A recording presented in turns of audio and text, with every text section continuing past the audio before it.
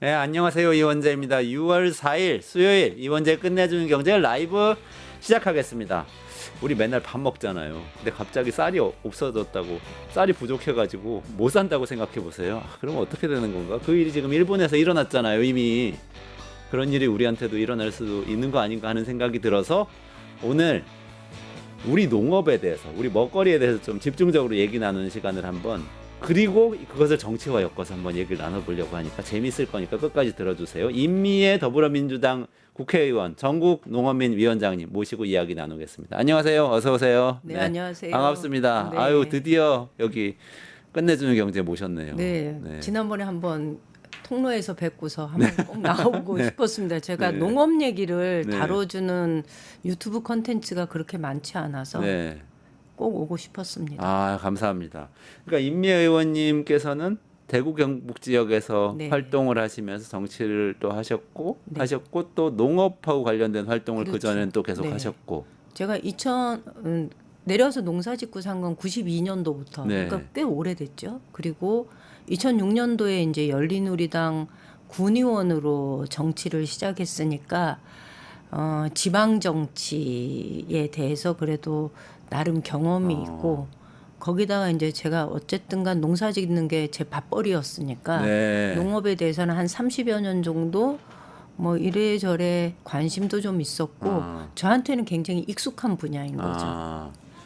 근데 그래도 또 더불어민주당 국회의원님이 나오셨으니까 제가 정치 얘기를 안 여쭤볼 네. 수가 없어서 네. 어제 투표가 있었잖아요. 네. 그래서 결과적으로 어쨌든 뭐 이재명 대통령이 당선이 돼서 잘 됐고 잘 시작하고 있는데, 또 많은 분들이 우리나라는 또 이렇게 지도를 딱 놓고 보면 왼쪽은 파란색, 오른쪽은 빨간색은 안 바뀌는구나, 이 생각을 하고 계시단 그러니까 말이죠. 제가 오늘 그 취임식에 앉아 있는데 너무 서글픈 거예요. 마음이 좀 우울했어요. 네. 다행히 이겨서 내가 이 자리에 앉아 있기는 한데 더 많은 득표를 하고 싶었던 게 솔직한 마음인데 실제로 그렇게 득표가 늘지는 않았어요. 네. 그러니까 지난 3년 전에 선거가 23%였는데 이번에 네. 25%니까 한 대구, 경북 합쳐서요. 아니 경북만. 경북. 대구는 저희보다 조금 더 낮아요. 네네, 네. 더 낫죠. 그래서 그러니까 지난 선거하고 비교했을 때 이번 선거에서 얻은 득표의 비율이 아니라 저희는 보통 워낙 표가 적게 나오는 곳이어서 개수로 쳐요. 몇 개씩 늘었는지. 저희가 24,312개인가? 요게 늘은 거예요. 지난 3년 전에 비해서. 3년 전에 비해서 그래도 그러면 늘었네요. 늘긴 늘었죠. 근데 네. 22개 시군에서 24,000개 정도가 표가 늘었다고 하면 지금 치러지는 대선은 엄연히 그 계엄을 겪으면서 치러지는 대선이고 네.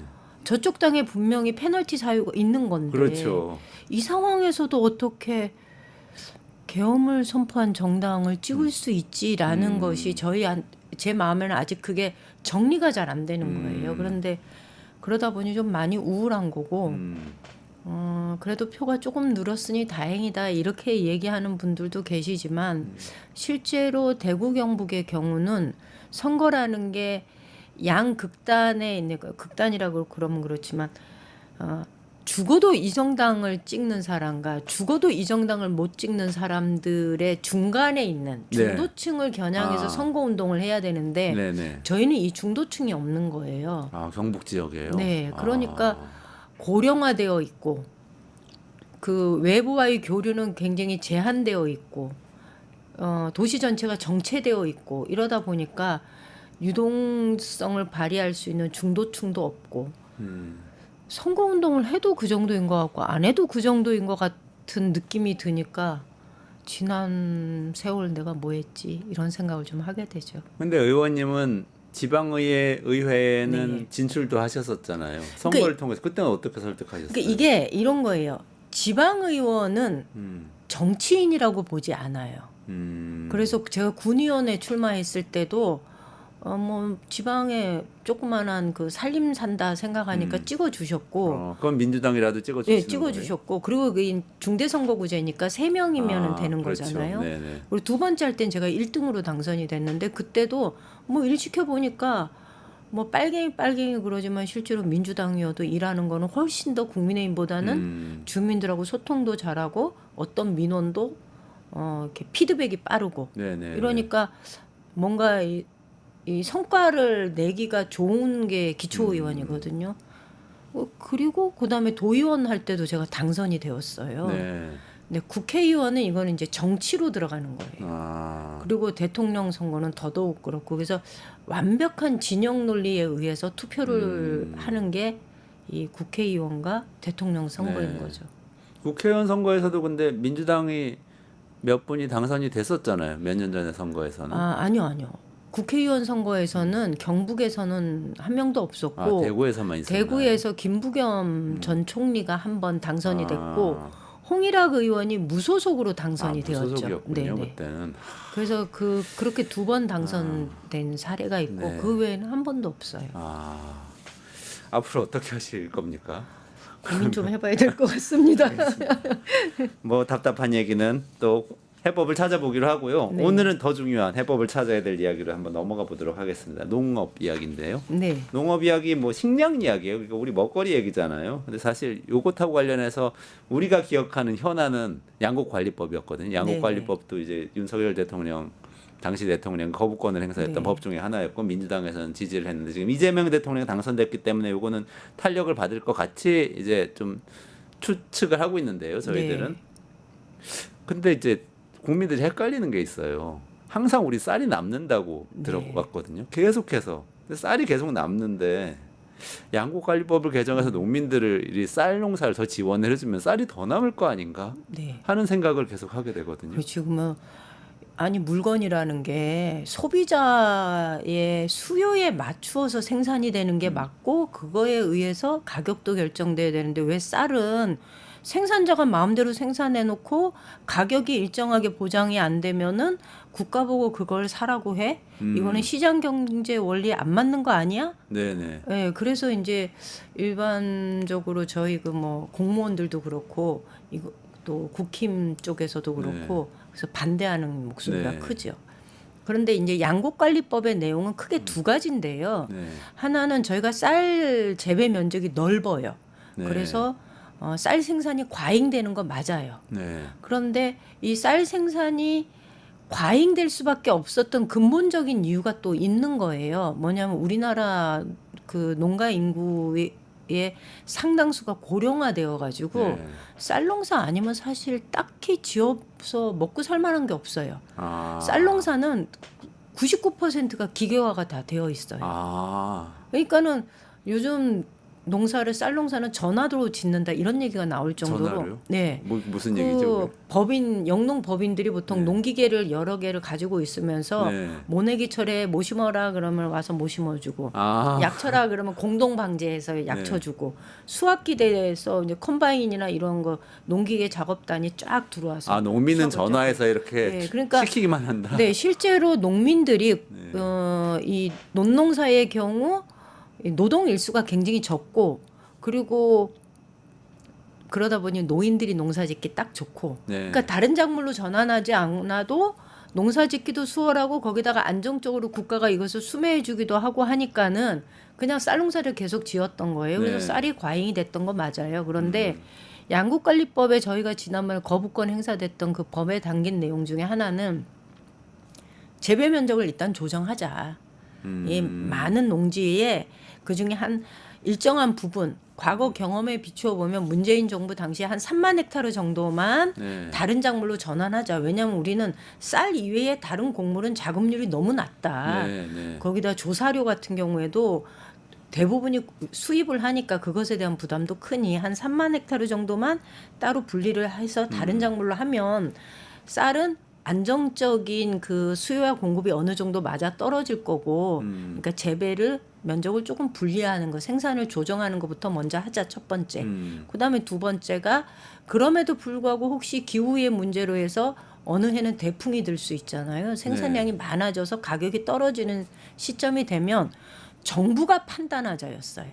그 전에 처음에 거부권 행사됐던 거는 뭐 3% 이상 뭐 생산량이 많아지고 네, 5% 네. 이하 가격 떨어지면 정부가 매입한다 네. 이런데 그게 아니고 어느 시점에 어느 만큼의 양을 어느 가격에 매일 팔 것인지는 정부한테 재량권을 주어서 어쨌거나 가격이 폭락하는 시점에 정부가 좀 개입하도록 하자. 그 개입할 수 있는 법적인 근거를 마련한 것이 지난번 양곡관리법의 핵심 내용인 거죠. 아, 그러면 어쨌든 재배 면적을 줄이자는 거니까 좀 줄이자는 거죠. 공급 과잉 우려를 낳는 법은 아니다. 이렇게 그렇죠. 얘기할 이게 수도 있겠네요. 그 면적을 줄이면서 이 사람들이 쌀 농사를 지었을 때의 기대소득이라는 게 있잖아요. 네네네. 그 기대소득만큼을 보장해주면 얼마든지 다른 작물로 전환할 수 있을 것이다. 네. 그런데 전환하려 그러면 사실 뭐 이 화면에도 나와 있지만 논이라는 게 네. 땅이라는 게 어느 날 갑자기 다른 작물 심는다고 해서 잘 되지 않아요. 네. 이게 논하고 밭하고는 이 땅이 이렇게 기능 자체가 아예 다르거든요. 네네네. 예를 들면 밭은 물 빠짐이 빨라야 되지만 저거는 땅 파면 10cm 이상은 물이 고여 있어야 되는 게 네. 논의 성질이기 때문에 그래서 뭐 이렇게 관수로 이렇게 정비 사업하고 해서 밭작물이든 다른 작물로 전환할 수 있도록 국가가 좀 네. 밭 작업을 좀 정리하면서 다른 작물로 전환시키자 뭐 이런 내용이 담긴 거죠. 근데 그래도 국가가 어쨌든 쌀을 사줄 거라는 기대가 있으면은 네. 그 쌀을 하시는 분들은 계속 하시게 되지 않나요? 이제 전환을 하는 인센티브도 있긴 하지만 그건 네. 힘들잖아요. 일단은 전환을 하려면. 그러니까 그게 이제 이 법에 거부권을 행사해야 된다는 분들의 논리인 거예요. 네. 그러니까 농민들의 도덕적 해이로 아무리 정부가 나서서 면적을 조정하려고 애를 써도 이 쌀이 어차피 정부가 수매를 해줄 것이다라고 생각하면 농부는 농사를 지을 것이다. 그러니 안 된다라고 얘기하거든요. 그런데 그렇지는 않아요. 이게 항상 매입을 해준다가 아니거든요. 네. 시장 가격에 의해서 이것이 작동이 되는데 어느 해는 가격이 올라갈 수도 있고 어느 해는 가격이 떨어질 수도 있는 거잖아요. 시장 가격에 이상 현상이 발생했을 때 정부가 개입한다는 것이기 때문에 매해 정부가 그것을 가격에 뭐 끼어들 것이다 이렇게 생각하면 안 되는 거죠. 그런 기대를 주는 법안은 아니라는 거죠. 아니다. 그렇군요. 그러고 보니까 또 일본 사례 요즘 뉴스에서 자꾸 보는데요. 네, 일본에서는 쌀이 또 부족하다고 하잖아요. 네. 이거는 어떻게 된 건가요?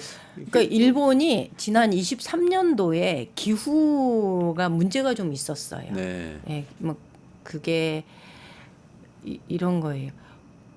좀 약간 전문적인데 꽃이 피는 시기에 네. 등숙기라 그러는데 꽃이 피는 시기에 너무 더우면요. 네. 수정이 안 돼요. 열매가 안 맺혀요. 아. 근데 그때 일본의 이 기후가 그랬던 거예요. 아. 근데 그 전에 일본은 쌀의 품종을 어떻게 했냐면 봄에 추워가지고 냉해 피해를 입는 경우가 많아가지고 네. 냉해 피해에 강한 품종을 개발을 했고 네. 그런 종자로 이렇게 다들 심었는데 이게 그때는 괜찮았는데 갑자기 여름에 너무 7, 8월에 너무 더워지니까 네. 꽃이 피는 시기에 꽃은 피었는데 열매가 안 맺힌 거고 그래서 생산량이 뚝 떨어진 거예요. 네. 떨어졌는데 여기는 실제로 우리나라는 생산량이 줄어들고 나서 만약에 가격이 오르면 정부가 정부미를 방출을 할 때 가격에 일정하게 개입을 하거든요. 근데 지금 일본은 그렇지는 않아요. 네. 가격에 개입하지 않고 오히려 농협이 이 권한을 쥐고 있으면서 밥 한 그릇에 가격이 얼마인지 아냐.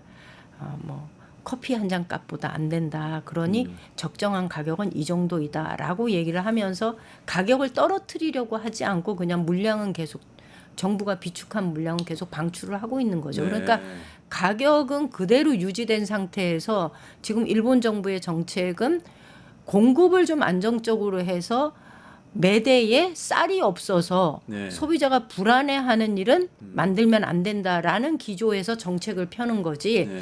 이것을 공급을 좀 확실하게 안정적으로 늘려서 가격을 떨어뜨려야 된다라는 정책은 아니에요. 그러니까 쌀값은 여전히 비싸지요. 근데 그러면은 소비자들은 너무 이렇게 손해 보는 거 아니에요? 좀 그렇죠. 불안하기도 그래서 하고요. 일본의 농정 당국하고 네. 소비자하고 지금 굉장히 갈등이 아, 큰 상황이에요. 그럼 우리나라 같은 건데 소비자들이 너무 세가지고 네. 금방 정부가 소비자 편 들 그러니까 것 같은데. 우리나라의 농림부가 비난을 받는 것 중에 하나가 니네 차라리 농림부라고 하지 말고 물가관리청으로 바꿔라. 물가가 조금만 오른다 싶으면은 걸핏하면 수입해서 농산물 수확 시기에 농민들 골탕 먹이는데 그러지 마라.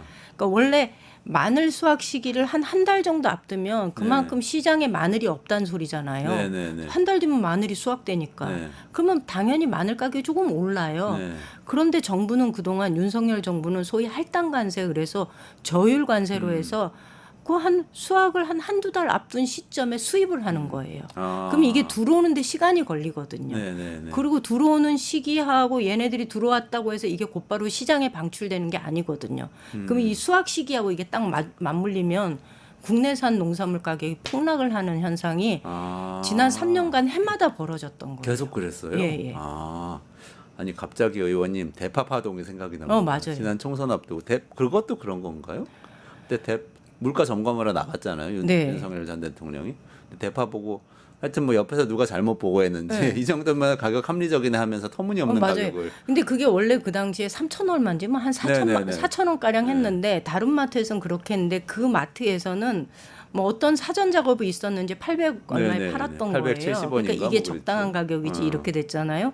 그 당시에 지금 저희가 윤석열 정부의 농업 정책을 얘기하면 정말 할 얘기가 많은데 물가가 조금 오른다, 농산물 가격이 오른다 싶으면 여러 가지 정책을 폈는데 그 중에 하나가 뭐냐면 농산물 할인 정책 해가지고 네. 대형 유통 업체에다가 실제로 들어오는 가격이 파 가격이 3,000원이다. 그러면은 그거를 야 그러면 1,000원에 팔어 그 차액만큼은 정부가 지원해 줄게라는 할인 정책을 편 거예요. 네. 그러니까 이 예산을 편성해 놓으면 그 예산이 대부분 어디로 들어가냐면 대형 마트로 가는구나. 근데 우리 입장에서는 야 그렇게 하면 어떡해. 농민들한테 당연히 이게 돌아갈 네. 수 있도록 해야지.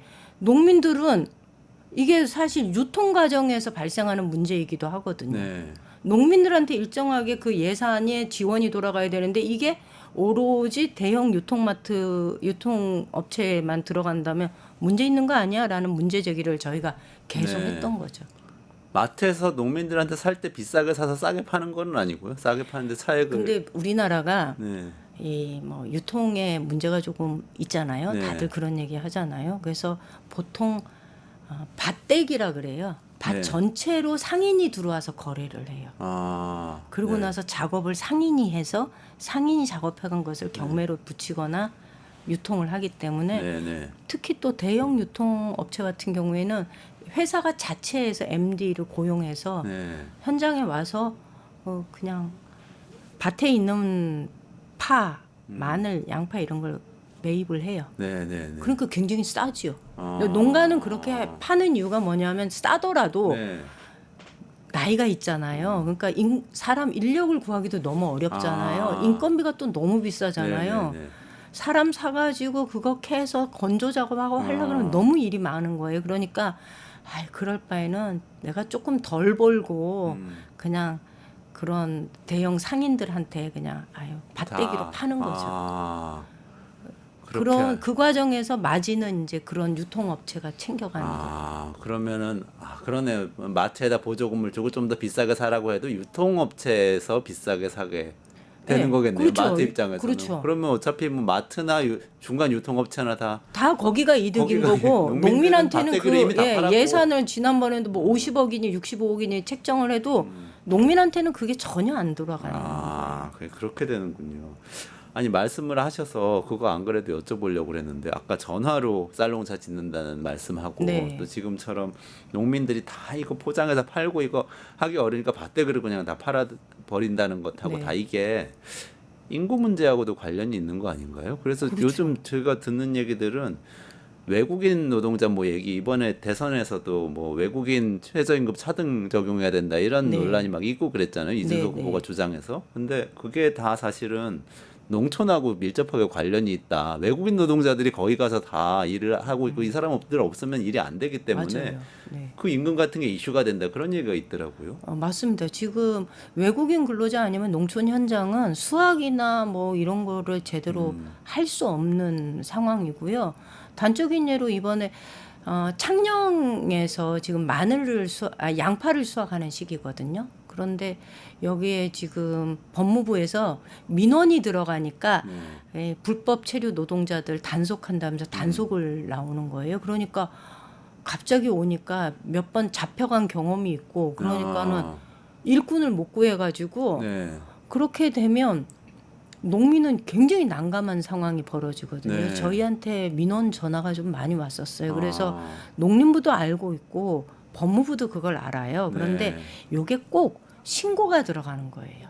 아. 그러니까 인력 업체도 있고 네. 또 불법적으로 그렇게 들어오는 경우도 있고 이러다 보니까 누군가의 신고에 의해서 저 집에 몇 명의 노동자가 어디서 왔는데 불법으로 들어와서 한다 그러면 네. 신고가 들어가면 단속 나와서 네. 그렇게 다 잡아가는 거예요. 그래서 지금 농촌은 외국인 노동자가 아니면 네. 농사를 제대로 짓기 어려운 거는 맞고요. 네. 그리고 이 농촌 인력의 일손 부족 문제는 현실적으로 외국인 근로자 손에 의존할 수밖에 없다면 법적으로 이걸 정비하는 게 맞다고 봅니다. 그래서 요것과 관련된 법안은 또 저희가 작년에 준비를 해서 지금 당론으로 이것을 추진하려고 하고 있고 올해 안에 저희도 법적으로 정비를 해서 요즘은 지방자치단체하고 그 해당 국가 뭐 방글라데시 아니면 우즈베키스탄 이런 데하고 MOU를 체결하거든요. 여기에 농협이 나서서 이렇게 한시적으로 노동자들을 그 현장에서 교육을 시키고 데리고 들어와서 작업장에 배치하고 이런 방식으로 저희가 네네네. 지금 그것을 법적으로 할 수 있도록 네. 그렇게 좀 하고 있습니다. 그 법이 내용이 그럼 어떤 겁니까? 산업연수생제도 같은 게 되는 건가요? 외국인 근로자 그러니까 정확한 법명은 저도 이제 낸지 한참 돼가지고 네네네. 기억은 안 나는데 외국인 근로자 고용에 관한 법이고요. 하나는 출입국 관리법. 이 사람들은 그 비자 형태가 다르거든요. 아. 그러다 보니까 그런 사람들 한시적으로 계절 근로자. 그 법은 계절 근로자. 딱 그 농번기에만 들어와서 일할 수 있는 별도의 취업 비자를 내주는 네네. 그런 형태인 그게 건가요? E9 이래가지고 그런 법 비자들이 그래서 불법 있어요. 체류자가 되지 않도록 네. 왔다 갔다 할 수 그리고 있게. 저희가 이거를 그 해당 정부 국가하고 우리 지방자치단체하고 이렇게 하려고 하는 이유가 이 사람들이 국내로 들어오는 과정에서 브로커가 개입을 하고 네. 그래서 인신매매 사례가 많이 발생을 해요. 네. 그러니까 여권이나 이런 것들을 뭐 이렇게 국내로 들어올 때 돈을 주고 맡겨놔 놓고 들어오는데 임금의 상당 부분을 이제 이게 갈취당하는 경우도 있고 네네네. 이런 거죠. 그래서 그런 게 이제 이 국제 인권이 보고도 되고 해서 네. 저희가 그 인권 침해, 그 인신매매 사례로 네. 저희가 고발된 사례가 몇 건이 있습니다. 아. 그리고 현장에서 외국인 노동자하고 임금 차별을 둬야 되는 거 아니냐라는 얘기들이 덜어 네. 있는데요. 저희한테도 그런 얘기 해요. 그런데 제가 그건 되게 주의 깊게 좀 잘 생각해 봐야 된다라는 얘기를 해요. 대표적으로 신안에 그 염전에서 생산됐던 소금이 지금 우리가 수출을 못 해요. 왜냐하면 거기서 장애인에 대한 불법 고용과 가혹 행위가 있었고 이것이 네네. 국제 인권 그러니까 인권에 관한 문제를 아주 예민하게 다루고 있는 인권국에서는 이 문제를 그냥 넘어가지 않은 거예요. 네. 그래서 부당 노동 행위로 생산된 물건이 수출하는 것에 대해서 이제 제재를 가하고 있거든요, 지금. 그래서 저희가 그래도 국제 노동 규약은 따르는 것이 우리가 그래도 대한민국이 선진국이라면 그건 따라야 되지 않겠느냐라고 농민들을 설득하고 있는데 어느 정도 좀 받아들이기도 하고요. 가장 좀 이거 가지고 문제 제기하는 사람들은 어선주들, 배 타는 사람들.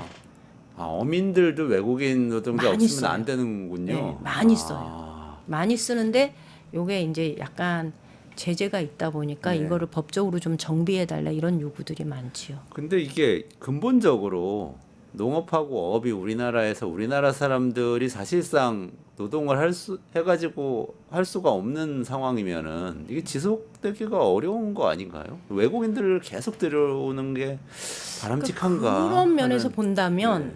지금 우리는 농사 형태가 굉장히 소규모화 네. 돼 있어요. 네. 소농이 적은 농지를 가지고 농사 짓는 게 우리나라예요. 네. 그러니까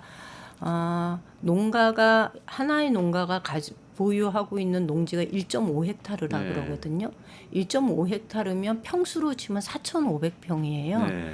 그러면 요즘은 기계화가 되어가지고 저런 농기계가 하나 들어가면 보통 농기계 하나가 수익을 내는 농지 규모를 30헥타르 정도로 잡아요. 네. 그리고 하루에 농작업을 평균은 6헥타르에서 7헥타르 정도를 농작업을 해야 된다 그러는데 네. 1.5헥타르면 반에 반도 안 되는 규모잖아요. 그러네요. 예. 네. 그러니까 농지가 한 농가가 가지고 농사짓는 규모가 너무 작다 네. 보니 생산비는 오를 수밖에 없고요.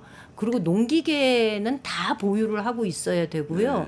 그러니까 정말 이 땅은 작은데 농기계는 또 있어야 다 되니까. 있어야 되는 거죠. 이게 그러니까 문제가 있는 그것도 거예요. 대출 받아서 사야 되잖아요, 농기계도. 맞아요. 농기계 값은 너무 비싸고 그러니까 저는 이제 이재명 정부의 농정에서 농가를 규모화하는 것이 필요하다. 그런데 이 규모화라는 게 이미 저 호남 쪽의 쌀 농사 중심은 상당히 규모화되어 있어요. 네. 그런데 영남 쪽의 밭농사 중심의 농가들은 진짜 1.5헥타르예요. 제가 딱 1.5헥타르예요. 그러네요. 그렇기 때문에 이런 경우는 농지를 좀 그리고 농기계 하나 가지고 작업을 하려고 그래도 이쪽에 논이 있고 이쪽에 밭이 있고 이런 식이에요. 그러니까 이걸 좀 모아서 그래서 농작업의 효율성을 기할 수 있도록 하는 것이 필요하다. 그리고 그래서 농지를 교환하거나 합병하거나 하는 방식으로 해서 한 사람이 농사 짓는 거를 좀 땅을 몰아주는 거 네.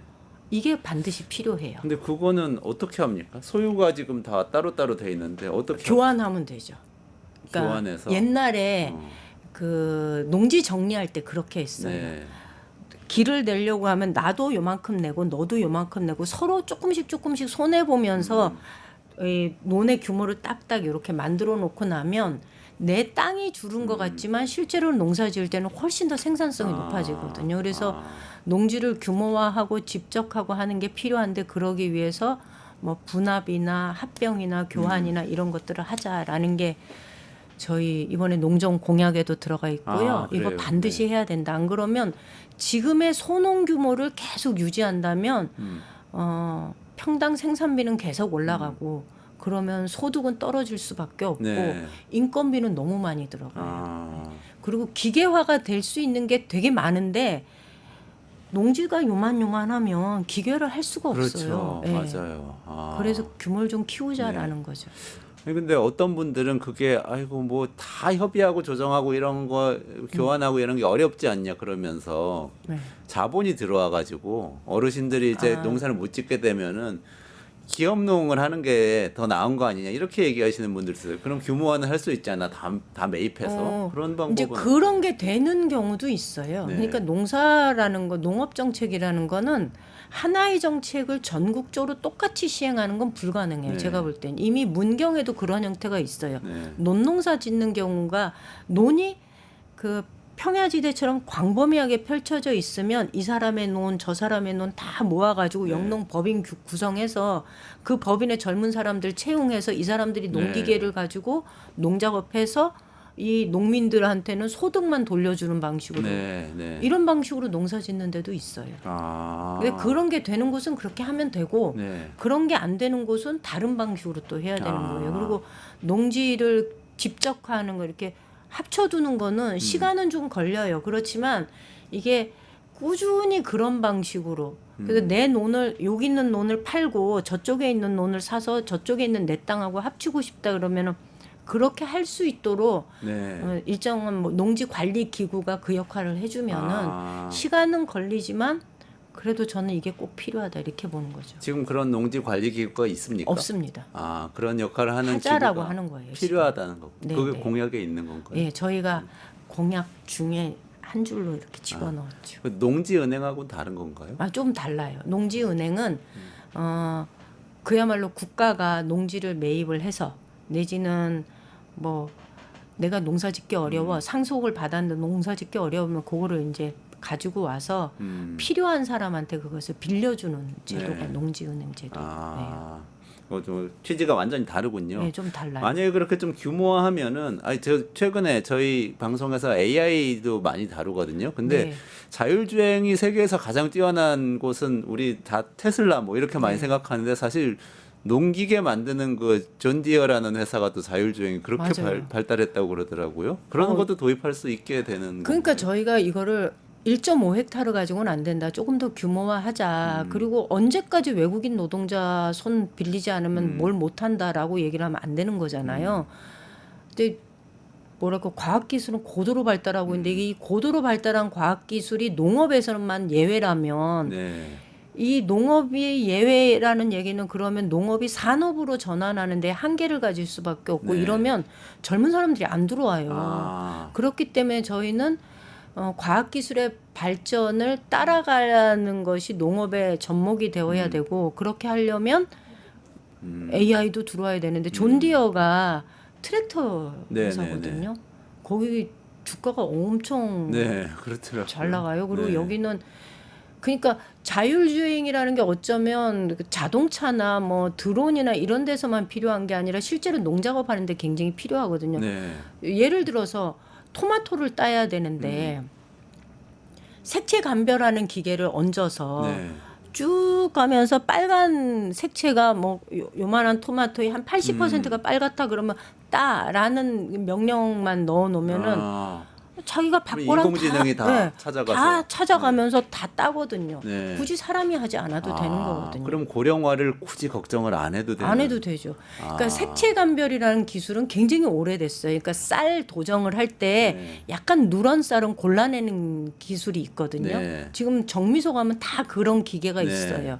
색채 감별하는 게. 아, 쌀에서 마찬가지예요. 그렇게 돼 있군요. 정밀 쌀 쌀에서. 요만한 쌀도 색채 감별해서 노란 거는 걸러내는데 흰쌀만 이렇게 그럼요. 뽑아내고. 그러면 아. 토마토 뭐 이런 거 다 할 수 있는 거죠. 아, 규모화가 진짜 중요한 과제군요. 만약에 그렇게 되면 우리 농업도 뭐 수출하고 이렇게도 할 수 있나요? 어떻게 보세요? 이건 우리는 저희가- 지금 쌀은 남는데 나머지는 다 지금 뭐 네. 자금도 안 된다. 1차 산물의 수출량은 그렇게 안 많아요. 제가 저도 이걸 자료를 찾아보면 1차 산물 그러니까 곧바로 생산된 거 하는 게 대체로 딸기, 파프리카, 토마토 이런 것들을 좀 많이 해요. 그런데 농식품은 수출을 많이 해요. 저희가 김치 이런 거, 떡 이런 것들 수출은 많이 가공된 하는데 거군요. 가공된 건 많이 하는데 1차 산물은 그렇게 수출을 많이 하지 않아서 네. 이걸 좀 늘려야 되는데 저는 이재명 정부가 이것도 조금 방식을 바꿔야 된다고 봐요. 네. 예를 들면 스마트 농장을 만들어서 거기서 딸기 재배를 했는데 딸기라는 게 수출을 하려 그러면 컨테이너 이게 한 틀이 네. 나와야 돼. 지게차를 이렇게 떠가지고 아. 비행기에 실어야 되잖아요. 네, 네, 네. 딸기 요만큼 나온 거 가지고 수출 못 하거든요. 그렇죠, 수출이 그렇죠. 된다는 건 일정한 물량이 확보되어야 된다는 그러네요. 거거든요. 그렇기 때문에 이 단지를 만들어서 생산해서 그걸 다 모아가지고 수출을 하는데 우리나라는 이걸 여기서 다 포장해가지고 수출을 해요. 네. 근데 우리 인건비 비싸잖아요. 네. 그러니까 지금 그 홍콩이나 이런 데서는 우리나라 딸기가 맛이 굉장히 좋아가지고 선호도가 높은데 비싼 거예요. 네. 그래서 그렇게 하지 말고 물건을 그냥 보내면 그쪽에 저렴한 인건비를 가지고 우리가 소포장을 해서 판매를 하겠다. 네. 이렇게 얘기를 요구하거든요. 그럼 저희는 그건 현장에 맞게 그렇게 바꿔주는 것도 필요하다. 아. 그거 해야 되지 않을까 이런 생각을 하고 있습니다. 그렇군요. 네. 그렇게 하면 수출하는 농업으로 이렇게 차차 바꿔 나갈 수도 있다. 수출, 규모화하고 네. 기술 도입하고 수출하고. 이번에 뭐 일본에 이렇게. 쌀 수출한 것도 네, 네, 그렇고 수출을 할 수 있도록 길을 열어주는 게 보통 이제 농수산 유통공사가 그 일을 하는데 저희 농산물이 사실은 가격이 조금 비싸서 그렇지 경쟁력이 있어요. 일단 품질이 좋아요. 아, 그래요. 네. 네. 그 딸기 진짜 맛있고요. 네. 미국 가면 우리나라 같은 딸기 못 먹는다. 아, 그건 그래요. 네, 당도가 너무 떨어지고 네. 그다음 배. 아, 우리나라 배도 그래요. 배가 너무 맛있대요. 아, 군침도네. 네, 배, 참외 이런 것들이 외국에 나가면 선호도가 높고요. 그리고 제가 늘 하는 얘기인데 소고기가요. 네. 우리나라 한우가 어느 나라도 직접 구워가지고 그냥 맹고기, 그냥 생고기를 구워서 아무 요리 없이 먹을 수 있는 한우는 우리나라밖에 없어요. 아, 소고기를 네, 그러네요. 미국산 고기, 어. 호주산 고기 모두 다 양념을 해서 맞아요. 먹어요. 스테이크에 소스를 네. 막 뿌려가지고 근데 먹는데. 우리는 한우를 그냥 구워서 네. 그 육즙을 즐기면서 먹잖아요. 그래서 네. 우리나라 농산물이나 축산물이 경쟁력이 아주 높다. 좀 자부심을 가져야 되겠네요. 네. 프라이드를 가지고 접근하면 좋을 것 같네요. 그래서 마지막으로 이것까지 여쭤보고 마무리할게요. 이거 짧게.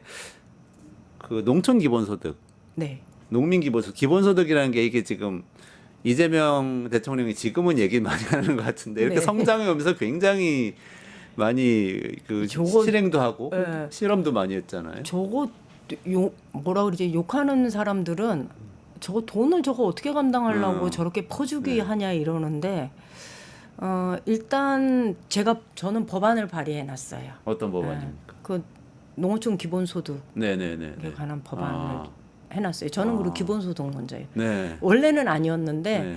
저도 한 30년은 넘게 살면서 저는 농촌에 살고 싶은데 실제로 농업소득으로 살기가 너무 어려웠던 네. 거예요. 농업소득으로 살기가 가능해졌던 게 한 10년 정도 뒤에 가능했던 것 같아요. 10년에 예, 근데 보릿고개가 이게 있네. 농사라는 거는 소득이 나오는 시기가 정해져 있잖아요. 네. 1년 12달 꼬박꼬박 나오는 게 아니에요. 월급쟁이가 아니잖아요. 그런데 다달이 들어가는 돈은 늘 정해져 있어요. 건강보험료도 내야 되죠. 연료비도 내야 되죠. 뭐 일상생활 하는데 들어가는 수도요금도 네. 내야 되죠. 뭐 전기요금도 내야 되지. 살기가 너무 힘들 때는요. 누가 이거라도 나한테 한 단돈 한 달에 30만 원이라도 주면 내가 늘 이거 공과금이 나한테 빚처럼 여겨지지 않고 요 고비 넘기면 농사지어서 소득이 나오면 생활할 수 있을 텐데 이런 생각 정말 많이 했었거든요. 그게 막 생활비 전체가 아니고 아니고. 단돈 30만 원만 그렇죠. 있더라도 그러니까 그 연천에서 하는 네, 경기도 청산면에서 연천. 하는 거는 15만 원이에요. 월 15만 원씩 네. 지금 뭐 5년간 지급한 그렇죠, 실험을 그렇죠. 하고 근데 있죠. 이것을 법으로 만들려고 하는 이유는 이것을 하려고 하는 지방자치단체가 좀 있어요. 예를 들면 신안군 같은 경우에도 염전에 폐염전에 태양광 패널을 넣어서 네. 태양광 소득이 나오는데 이걸 가지고 지역 주민들한테 기본 소득을 하고 싶은데 네. 법적인 근거가 없으면 이게 보건복지부에서 심의에 걸려요. 맞아요. 예, 그 사회복지 비용에 네. 일정한 이게 한계가 있거든요. 네네네. 너무나 과도하게 사회복지 비용으로 지출하는 것을 정부가 막고 있거든요. 네. 그러니까 하고 싶어도 못 하는 거예요. 그래서 법적 근거를 만들어서 정부는 최소한의 지급을 해주고 근거만 만들어 놓으면 지방 정부는 지역의 특성에 맞는 기본소득 재원을 발굴하면 되거든요. 신안처럼 햇빛 소득을 만들 수도 네. 있는 거고요. 뭐 대규모 저수지를 가지고 있는 곳에서는 저수지에 뭐 한 10% 정도 수상 태양광 패널을 네. 얹어서 할 수도 있는 거고요. 예를 들면 울진 같은 경우에 원전을 가지고 있으면 원전 주민들이 위험에 노출되어 있기 때문에 그 한수원에서 여기 울진에다 한 해에 365억인가를 줘요. 그런데 이 네. 돈이 실제로 암이 발생할 위험이든 뭐 방사능에 대한 위험이든 이건 주민들이 겪는 건데 이 돈은 단체장의 쌈짓돈이 되는 거예요. 그래. 그러니까 지역 주민들은 네. 불만인 거죠. 그건 피해는 우리가 보는데 왜 인심은 네가 내는데 이렇게 된 거예요. 그냥 예산으로 들어가나요? 그 돈이? 그렇죠. 그럼 시장 군수가 그냥 자기 마음대로 지역개발 쓸수 사업으로 있게. 쓰는 거예요. 그래서 이런 경우에는 이 재원의 일부를 주민 직접 지불할 수 있도록 하자라는 것이 저희들 취지인 거예요. 그래서 전국 동시에 한다가 아니라 지방 소멸의 위기를 겪고 있는 곳은 그렇게 법적 근거를 마련해서 점차적으로 해나간다. 네. 이게 이제 농어촌 기본소득의 기본 정신인 겁니다. 저는 그런 법안이 꼭 하나 있었으면 하는 생각을 갖고 있었는데 발의를 해두셨군요. 제가 네. 몰랐습니다. 언제 발의하셨어요? 그거는 작년에 했고요. 작년에, 예. 저희가 농어촌 기본소득, 농어민 기본소득 네네네. 이렇게 발의한 분이 4분이 계세요. 아. 그래서 저희가 작년에 저희 공청회도 했어요. 근데 의원님 농어촌 기본소득이면 거기 살고 있는 사람이면 받는 거죠. 그렇죠. 그 농업하고 그 있지 않아도 지역에. 그 지역에 그렇죠. 살고 있, 농촌에 살고 있으면 예, 소상공인도 받고 그냥 그냥 그 지역의 살고 주민이면 있으면 받는 그러니까 거죠. 농업을 준비만 하고 있어도 받을 수도 그럼요. 있고. 아, 정말- 왜냐하면 그 지역이 농업만 갖고 살 수 있는 건 네. 아니거든요. 네. 알겠습니다. 아, 시간이 빨리 가서 마무리해야 될 것 같아요. 네. 여기서 인사드리겠습니다. 고맙습니다. 고맙습니다. 유튜브 구독하고 실시간 채팅과 댓글을 남기시면 매일매일 7천 TTCO를 드립니다. 참여 방법은 통통물 어플을 다운로드하고 회원가입과 로그인을 해주세요. 마이페이지에서 나의 회원 고유 번호를 복사해주세요. 유튜브 구독 후 실시간 채팅이나 댓글창에 고유 번호를 한 번만 입력하면 준비 끝! 지금 유튜브 채팅과 댓글 쓰기 참여하고 실천 TTCO 받아가세요.